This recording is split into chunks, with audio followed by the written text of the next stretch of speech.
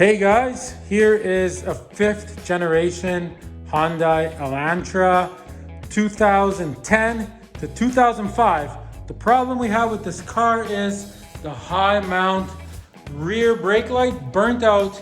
It's right here under the tent.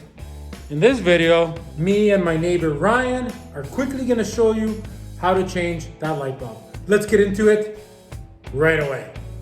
Okay, this is super easy, guys. So you just open up your trunk, see, and right in here, check it out. So easy. So right, there's your trunk, right? So right on top there, see, there it is. So all you do is you just grab this thing, twist it, counterclockwise, so it pops out, and check it out, guys. There's your light bulb, and this one is burnt out. So all you do, guys, is you push this in, and it comes right out. And it's the type with just one here. Looks just like that. You could show a screenshot of this at any store and they will show you where to get a new one. And then all you do is you just put it in like this, give it a half a turn, and there you go. And you pop this right back in, guys. It's that easy. Throw me a subscription. Thanks for watching, everybody.